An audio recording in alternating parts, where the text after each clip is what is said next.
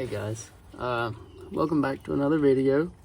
Today we're going to be working on my black truck, which is a 2004 GMC 2500. I'm going to put this camera around and show y'all what we're doing today. So originally this truck came with the fan clutch, and I wanted to do a 05 plus kind of swap on it with the electric fans. And I have the electric fans, they're in the shop, but I had run the wiring a few months back and tried to get them to work, but they didn't want to kick on. We went in, programmed the PCM to be able to kick on, ran the signal wires, ran the wiring. Y'all can see one of my pigtails tucked up back there, because whenever it first started not working, I was like, I just need to get this truck working. I need to get it running, because I'd gone and put long tubes on it and put a cam in it. And basically I was wanting to do all this at once, the fans, the long tubes, and got new exhaust run out the back, putting in a cam. And whenever I hooked up the fans, they just didn't want to kick on. I couldn't even kick the solenoid on, like the relays. I couldn't kick the relays on using HP tuners, even though we had the temp set and mainly trying to kick it on, it wouldn't kick on. So like I said, I took them off, zip tied up the pigtails, and I put the manual clutch fan back on. But today we're going to be doing a little bit more in depth. I have a pinout diagram and I'll be showing y'all here in a little bit, but I suspect that we might have a bad ground. You know, this truck kind of does have some wiring issues, as far as it's got a draw on the battery and something in the data link wiring schematics. You can pull codes off of the PCM, you can do all that, but whenever you go to retrieve a file, it doesn't want to retrieve a file.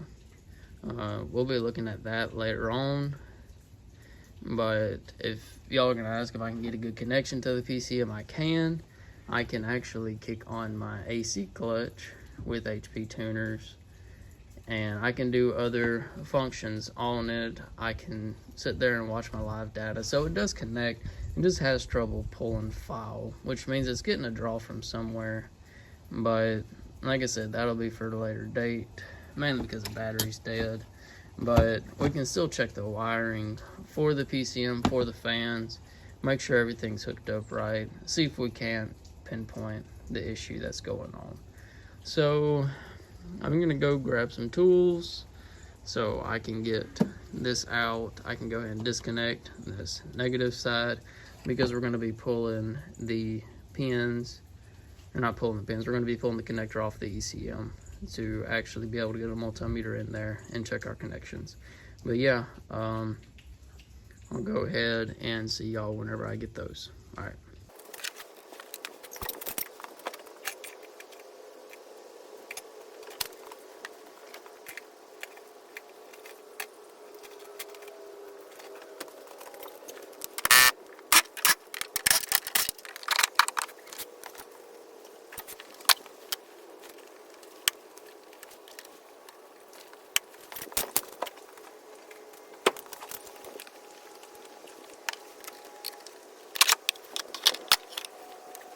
Alright y'all, so y'all seen we got the battery's already disconnected. Props surpassed me for doing that. If not, the battery would be completely dead, wouldn't even be able to take a charge because of the parasitic draw. We went ahead and took our fuse box cover off, which, you know, is just the lid, and then this piece right here, you have two clips on that side, and then you have a clip over here. All you have to do is just push it back and the whole thing will come off. If you did not have electric fans from the factory, you would not have this fuse block right here. This is actually, I bought this out of an 05 Tahoe, which is factory. It actually just slips right into where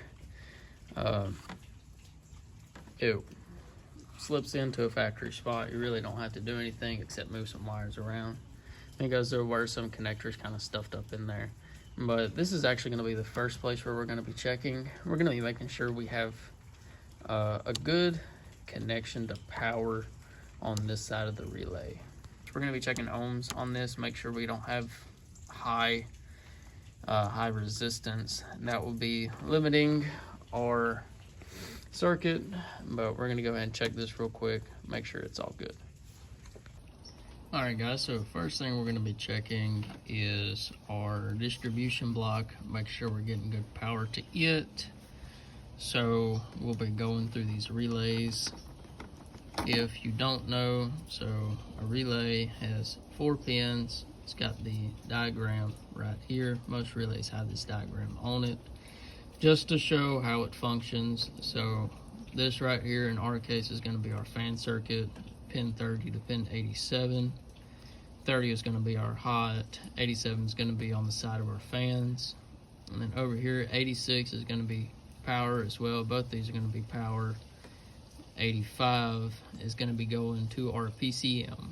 Our multimeter lead can't fit down into this hole, so what I did is I took a disconnect and shaved it down to where it'll be able to fit into these holes right here, and then we have a little wire on the outside to be able to check. Alright guys, so once again, just cutting back in here, this one still you have to pull this clip back, and then you have 2 clips over here that it clicks down in, but you'll have to take these 2 off. I found the easiest way to do it is to remove these 2, kind of lean it up, undo this one, and you should be able to get it off. But now that we have that done, this we can kind of finagle out of the way, and now we ought to be able to get to this one.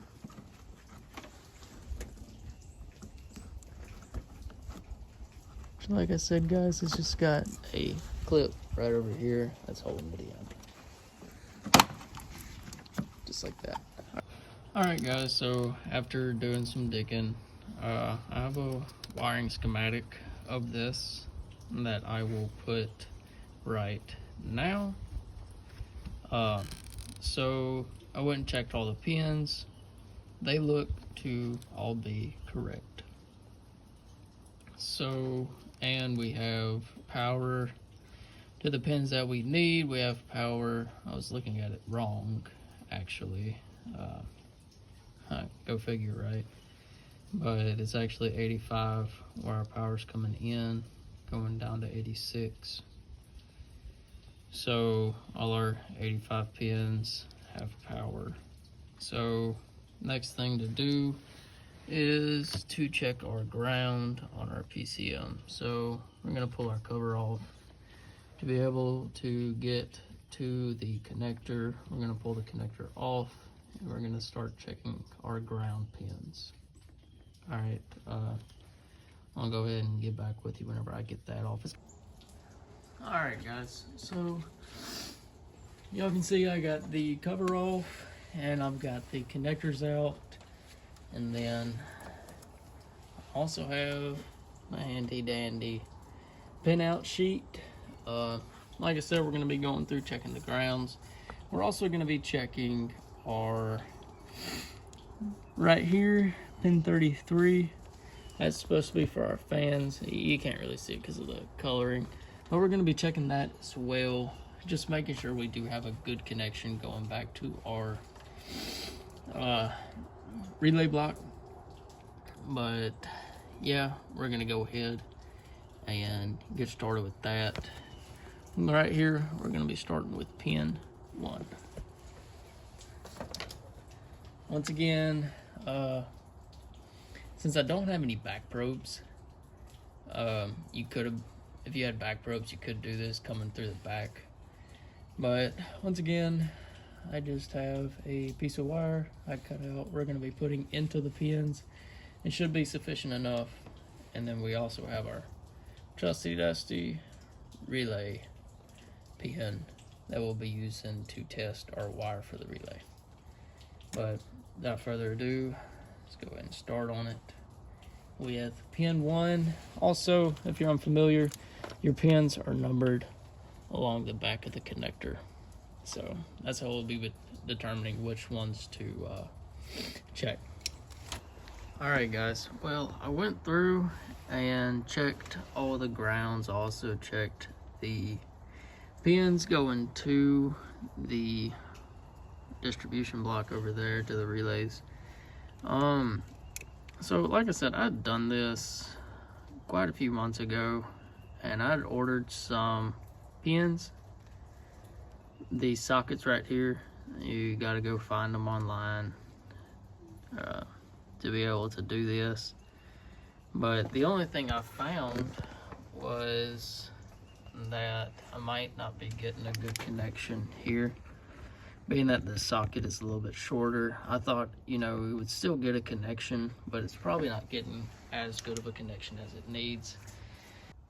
Alright guys, well I got everything hooked back up. You can still kind of see the relay cover, the fuse block cover still off. I just wanted to check this before I go and put it in. Thank goodness we still have some battery left in this. But we're gonna connect up with HP tuners. All right, sorry about that, technical difficulties. But so for our fans, I'm gonna come up here to special functions. We are going to go to, if I remember correctly, it's system, fans, and let's listen. See if we can still get our, that's our AC clutch.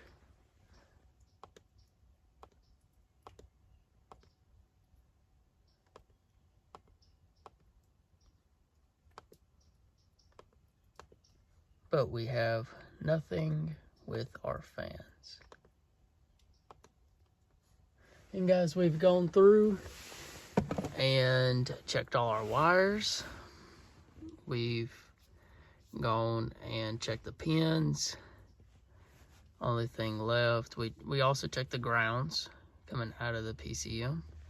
So that kind of leads me to believe that we might just have a busted PCM. It took the update. Whenever we went in and enabled the fans, it took that. But now it's not, now it's not kicking them all whenever it should. Like right now, we should have relays kicking. And we don't hear the relays. But, yep, thought this was gonna have a better ending, but doesn't look like it. Hey guys, I'm out of the cold after dealing with that truck and finding out about that PCM. But you know, not trying to be that person where it's like, oh man, I already knew, but I kind of had my kind of figured it was. Fuel mileage has slowly been getting worse and worse. You know, whenever I first got the truck, probably like, golly, 8 years ago?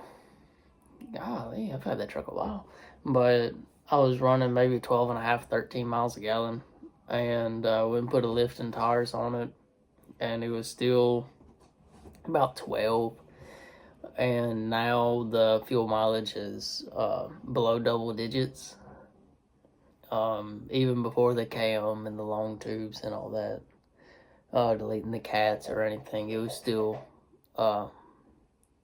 below double digits, and it did not get any better whenever towing. I was towing a 20-foot enclosed trailer with that truck, and I was getting like 2 or 3 miles a gallon.